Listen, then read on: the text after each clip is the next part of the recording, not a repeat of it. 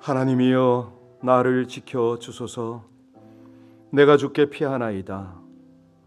내가 여호와께 아뢰되 주는 나의 주님이시오니 주밖에는 나의 복이 없다 하였나이다.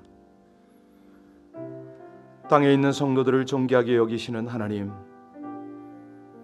우리 하나님을 항상 앞에 모시고 주님을 의지하여 모든 일을 간구하며 주의 지혜와 은혜를 쫓아 살아갈 수 있는 하나님의 복을 허락하시니 진실로 감사를 드립니다. 오늘도 주께 피하는 자들, 주님의 은혜와 능력을 구하는 백성들을 향하여 하나님의 의로운 팔을 내밀어 주시고 간구하는 모든 기도 제목마다 귀 기울여 응답하여 주시옵소서.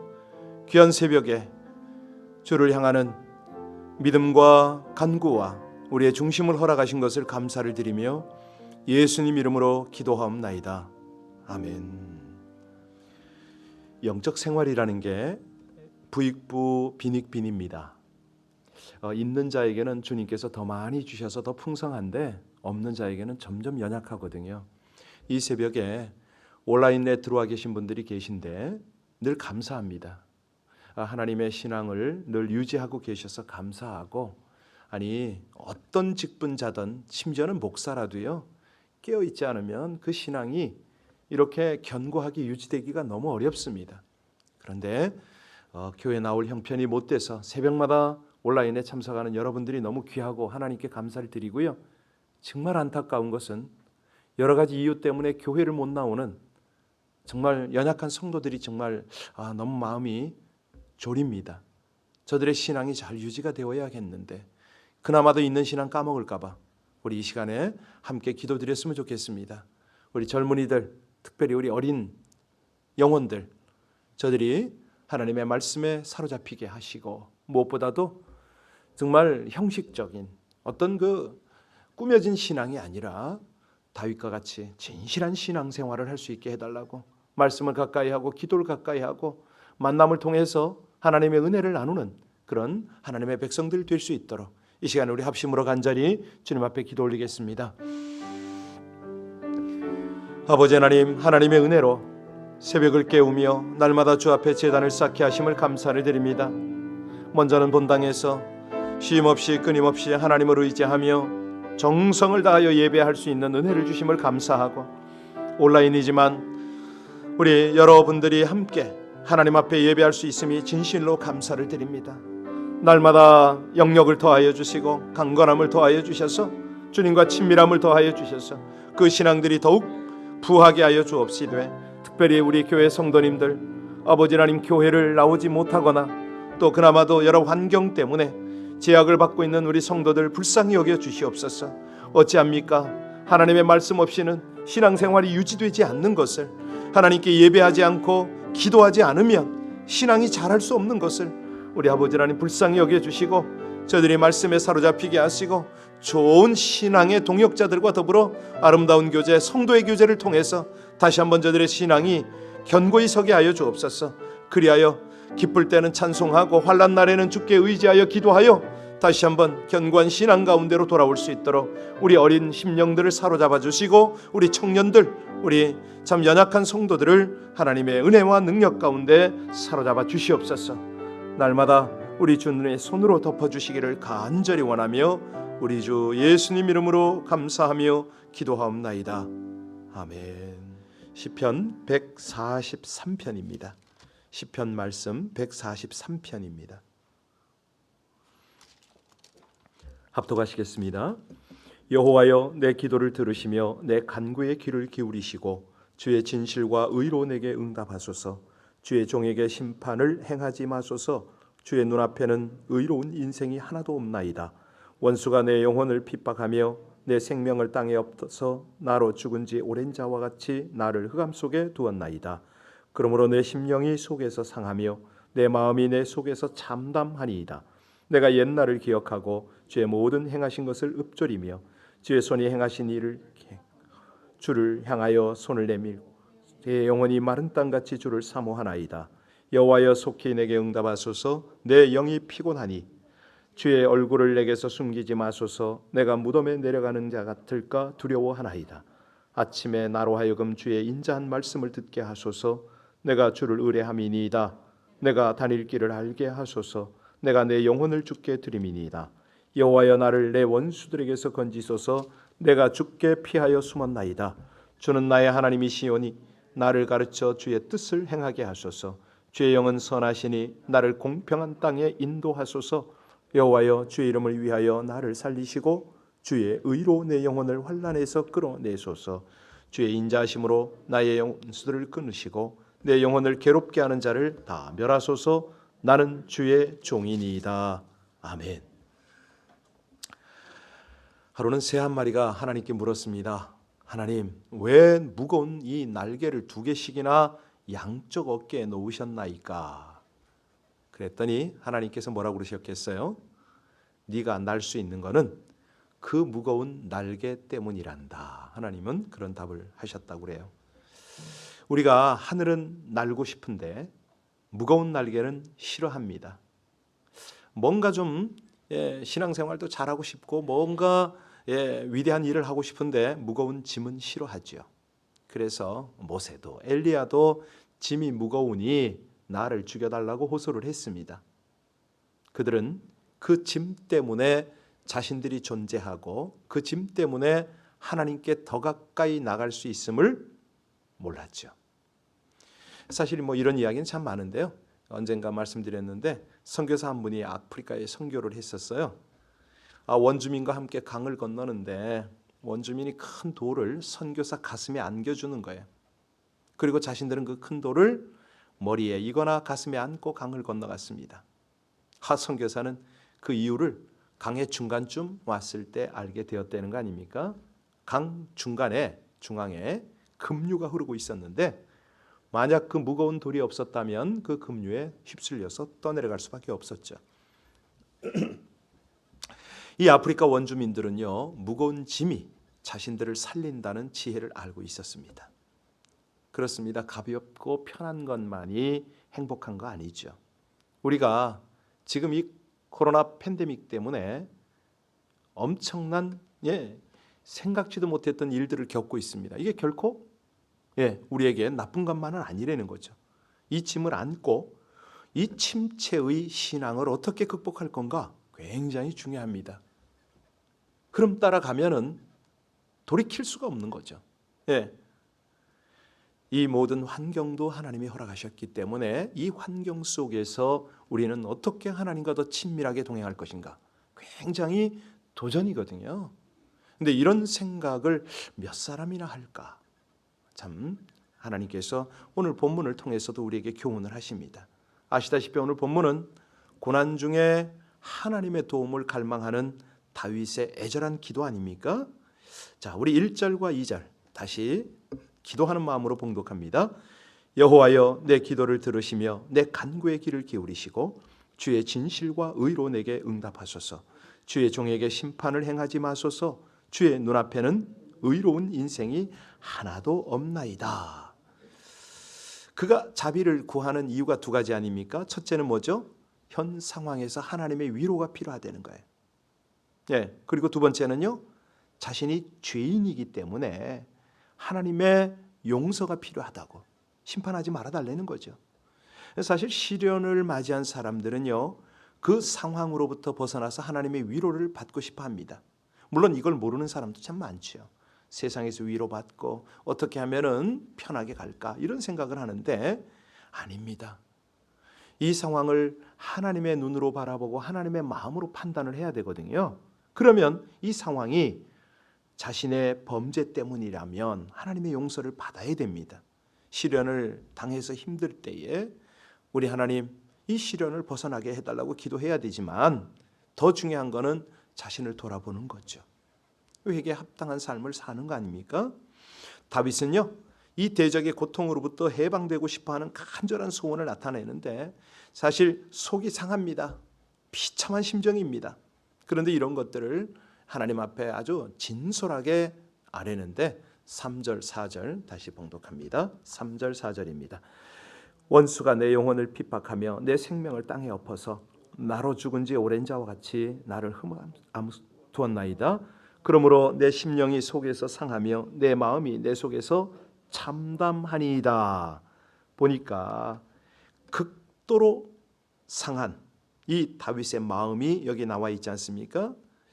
참 이럴 때에 다시 말하면 이 시련, 마음이 상한 이런 어려움에서 어떻게 승리의 길로 향하는가? 그 비결 첫 번째가 5절입니다. 5절 다시 봉독합니다.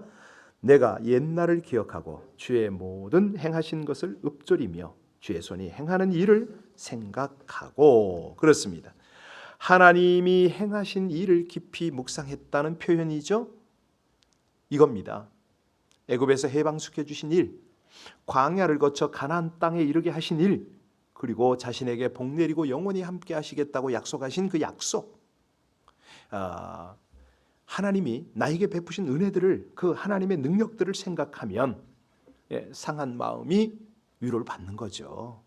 하나님께서 그 곤경을 해결해 주시는 거 아닙니까? 성경 도처에 보면 너희가 고난 당하느냐 기도할 것이라, 즐거운 그런 순간이냐 찬송할 것이라, 너희 중에 병든 자가 있느냐 저는 교회의 장로들을 청할 것이요 그들은 주의 이름으로 기름을 바르며 위하여 기도할지니라, 이렇게 말씀이 있죠. 그러니까 성경 도처를 보면 이제 그런 내용밖에 없죠.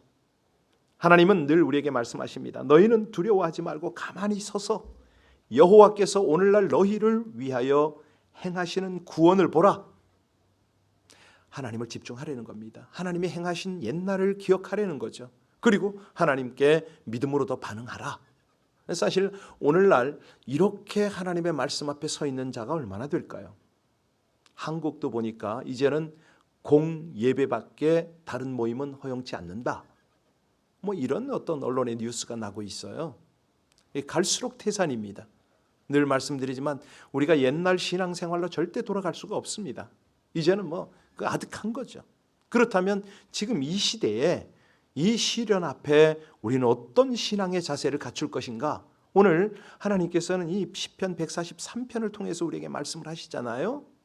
자, 다윗이 속이 상합니다. 그런데 사실 오늘날 하나님을 제대로 예배하지 못해서, 하나님을 온전히 붙잡지 못해서 속이 상한 사람이 얼마나 될까요? 이런 부분이 되면 참 기도가 됩니다. 하나님, 정말 하나님께서는 이런 자를 보고 싶어 하실 텐데 우리 교회, 우리 성도들 중에는 얼마나 될까요? 하나님께 바르게 예배하지 못해서, 하나님을 온전히 의뢰하지 못해서 안타까워서 영적으로 몸부림을 치는 사람이 얼마나 될까요?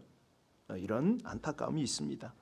자, 다윗은 조용히 하나님이 하신 일을 묵상했다고 그랬습니다. 사람의 일을 생각하면 속만 더 상하되는 거죠. 그러니까 이스라엘을 지금까지 도우신 하나님을 생각하며 도움을 구합니다. 이겁니다, 이거. 그 시편 62편에 보면 다윗이 그런 고백을 하잖아요. 나의 영혼아 잠잠히 하나님만 바라라. 대저 나의 소망이 저로 쫓아 나는도다. 하나님을 집중하고 하나님을 바라면 어떤 상황 속에서도 소망을 놓치지 않는다는 것입니다. 자, 그런데 구체적인 행동이 6절에 나옵니다. 어떻게 행동합니까? 6절 같이 읽겠습니다. 향하여 손을 펴고 내 영혼이 마른 땅같이 주를 사모하나이다. 그렇습니다. 네. 자, 5절에서는 내적인 행동, 정신적인 태도죠. 그죠? 근데 6절에서는 손을 폈다. 외적인 행동입니다. 결단을 의미합니다. 이 손을 드는 것은 저는 무능력입니다. 저에게는 가진 것이 없습니다. 나는 힘이 없습니다. 이런 표현이거든요. 전지하신 하나님만 바랍니다. 이런 내용입니다. 이 심리학자들이 그런 말을 해요. 못난 척하고 사는 사람이 있고 없는 체하고 사는 사람이 있고 모르는 체하고 사는 사람들이 있는데, 잘난 척하고 아는 체하고 사는 사람이 10배 이상 스트레스에 시달린다. 신앙생활도 그렇습니다. 자신의 믿음이 약함을 인정하고 하나님의 도움을 바라는 사람보다 스스로 믿음 있는 척하고 뭐 아는 척하고 자랑하는 이런 사람들이요 훨씬 더 스트레스를 받습니다. 하나님께서 야고보서에 뭐라고 그럽니까? 하나님이 교만한 자는 물리치시되 겸손한 자에게는 은혜를 주시는도다. 이거 우리 깨달아야 되거든요. 그대로 우리는 살아야 되거든요. 그래서 우린 두 손을 들고 기도하는 겁니다. 하나님, 저는 능력이 없습니다. 저는 아는 것도 없습니다. 하나님의 은혜 없이는 살 수 없습니다. 이렇게 나가야 되잖아요. 우리가 잘 아는 헨리 나우엔, 상처 입은 치유자, 뭐 여러 가지 책을 쓴 영성가 아닙니까? 그 책 중에 보면 그런 얘기가 나와요. 어느 나라에 네 왕자가 있었는데 서로 전 세계를 이제 탐방을 하고 다녔습니다. 그리고 나서 특수한 과학을 배운 거예요. 왕궁을 떠나서 이제 그렇게 각각 다 자기 나름대로 뭐 준비를 했죠. 오랜 세월이 지난 후에 네 왕자들이 다시 모여서 자기들이 배워온 신기술, 신과학에 대해서 이야기를 나눴습니다. 첫째 왕자는 뭘 배워왔냐면 한 조각의 생물의 뼈만 있으면 거기다가 붙일 근육을 만드는 그런 어떤 첨단 기술을 배워왔습니다. 둘째 왕자는 뼈에 근육이 붙어 있다면 피부와 털을 돋아나게 하는 기술을 배워온 거예요. 셋째 왕자는 근육의 피부와 털만 있다면 사지를 만들어낼 수 있는 그런 기술을 배웠습니다. 넷째 왕자는 사지만 완성이 된다면 거기에 생명을 불어넣는 기술을 배워온 거죠. 그래서 네 왕자들이 서로 의기투합을 해서 이거 됐다. 우리가 함께 힘을 모으자. 이제 그 기술을 실험하기 위해서요. 산속에 들어가서 동물의 뼈를 하나 주워 왔네요. 그리고 각각 첫째는 뼈에 근육을 붙이고 이렇게 해서 다 만들었어요. 그랬는데 작품을 딱 만들고 보니까 사자인 거예요. 사자가 어찌 했겠습니까? 그 자리에서 입을 벌리고 네 형제들에게 달려들었습니다. 발톱으로 핥히고 날카로운 이로 물어뜯고 네 왕자를 모두 죽인 후에 숲속으로 사라진 겁니다. 이게 이 헨리 나우엔이 왜 이 글을 썼냐면요. 자신의 능력이나 과학 문명의 힘을 믿고 사는 현대인에게 주는 경고거든요. 그러니까 현대인들은 자신이 어디로 가는지도 몰라요. 그러면서 하나님이 만드신 자연을 파괴하고 온갖 문명의 이기를 만들고 그래서 이런 전염병이 생기고 생각지도 못했던 이 자연의 이상 현상이 막 몰려오고 막 그러거든요. 그러니까 자기들이 그냥 뭘 하는지도 모르고 그렇게 합니다. 여러분, 오늘 이 아침에 우리가요 다윗처럼 손을 펼 필요가 있습니다. 하나님, 우리가 어디로 가는지 뭘 하는지 모르겠다고 이렇게 솔직하게 하나님의 은혜 없이는, 하나님의 능력 없이는 우리는 아무것도 못한다고 간절히 고백을 하는 거죠. 자, 그럴 때 우리의 가슴을 활짝 열고 하나님의 도움을 간구하는 거죠. 우리 10절과 12절 한번 보겠습니다. 마지막 절인데요. 같이 한번 봅니다. 주는 나의 하나님이시니 나를 가르쳐 주의 뜻을 행하게 하소서. 주의 뜻은 선하시니 나를 공평한 땅에 인도하소서. 여호와여, 주의 이름을 위하여 나를 살리시고 주의 의로 내 영혼을 환난에서 끌어내소서. 주의 인자하심으로 나의 원수들을 끊으시고 내 영혼을 괴롭게 하는 자를 멸하소서. 나는 주의 종이니이다. 여러분, 그렇잖아요. 우리가 참 상황을 보면 마음이 상할 때가 있어요. 참담할 수가 있어요. 그런데 이 속상한 마음, 참담한 아픔으로 한숨 짓는 마음들, 이 마음들이 어떻게 표현이 되어야 되냐면 저의 능력의 한계 때문에 번민합니다. 그뿐만 아니라 하나님, 저의 체면과 자존심 때문에 마음이 상하고 있습니다. 여기까지 나가야 되거든요. 이럴 때에 이렇게 진실하게 하나님을 향하여 앉아서 하나님을 묵상하고 하나님 앞에 두 손을 들면 어떻게 됩니까? 그때부터 하나님의 구원과 위로가 임하거든요. 그런데 요즘은 어떻습니까? 자기 나름대로 자기가 똑똑한 거예요. 자기 방법이 다 옳은 거예요. 하나님 의지할 생각을 그렇게 못하네요. 어떤 어미새 한 마리가요, 알을 낳기 위해서 썩은 가지 나무 위에다 둥지를 자꾸 트는 거예요. 그래서 한 농부가 그걸 보고 둥지를 자꾸 헐어버렸어요. 근데 새는 다음날 똑같은 자리에 와서 또 둥지를 트네요. 농부는 그것마저 헐어버렸죠. 그러기를 수차례. 마침내 그 가지를 버리고 든든한 가지로 옮겨서 둥지를 짓기 시작했습니다. 새가 안전한 나뭇가지에 둥지를 트는 걸 보고 이 농부는 흐뭇한 미소를 지었죠. 우리가 살다 보면요, 누구나 뜻모를 어려움을 당할 때가 있고요, 시련을 당할 때가 있습니다. 그런데 이것은 하나님을 의뢰하는 신실한 성도도 마찬가지고 그렇지 못한 사람, 세상 사람도 다 마찬가지 아닙니까? 그런데 이해할 수 없는 고난에 대한 반응을 보면 그가 믿는 사람인지 믿음이 없는 사람인지 우린 금방 알 수가 있습니다. 뜻모를 어려움에 처하면 원망하거나 절망하고 이렇게 그냥 거기서 멈추는 사람이 있는가 하면 오히려 하나님의 뜻을 곰곰이 살펴서 믿음을 굳건히 세우는 그런 분들이 있잖아요. 하나님은요, 우리를 너무 잘 아십니다. 우리가 가야 할 길도 정확히 알고 계시며 무엇보다도 우리를 깊이 사랑합니다. 어제는 샌디에고를 다녀왔어요. 그분의 이 선교회가 이름이 뭐냐면 백두암이더라고요. 백두산, 두만강, 압록강 선교회. 그 지역 강변을 따라 120교회를 해보간다. 이분이 어떻게 사역을 하는가 가만히 이제 살폈고 얘기를 들었어요. 언제부터 시작하시고 그랬더니 시작하신 지가 거의 한 20년 됐더라고요. 대화하다가 김학성 선교사가 저를 자꾸 소개하는 거예요. 김 목사는 오래전부터 거기 했다고. 할 수 없이 제가 얘기를 했죠. 압록강가를 쭉 이렇게 얘기를 하니까 대화가 돼요.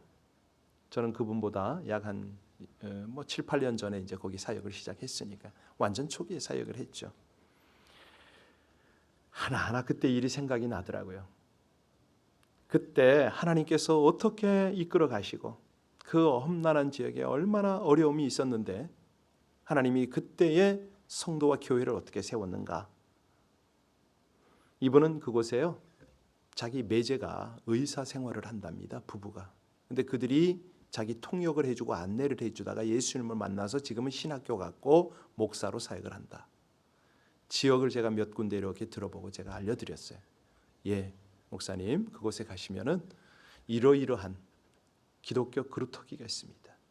이장로님이라고 계신데 이분이 신의주에서 머슴살이를 하다가 주인의 마음에 들어서 주인집 딸과 결혼을 했고요.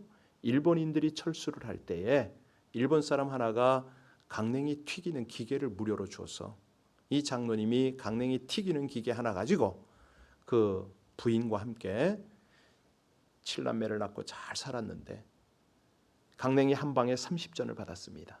10전은 헌금, 10전은 그 당시는 교회가 없었으니까 교회 건축비, 10전은 생활비로 썼습니다.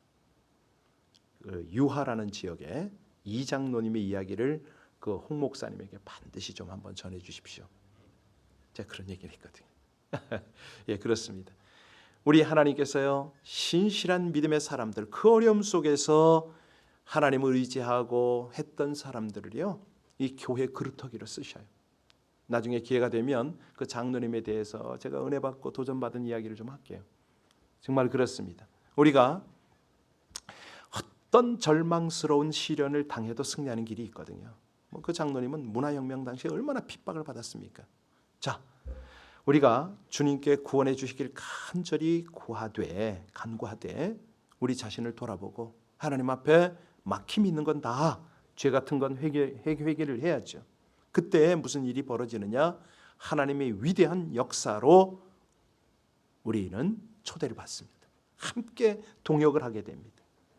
주님의 자비로우심과 약속의 신실하심을 우리가 확인하게 되는 거죠. 그러니까 정말 기가 막힌 하나님의 은혜를 우리는 경험하고 누리고 나누게 될 것입니다. 우리 함께 이 어려운 시기를 믿음으로 잘 극복해 나갈 수 있기를 주의 이름으로 축원합니다. 기도하시겠습니다.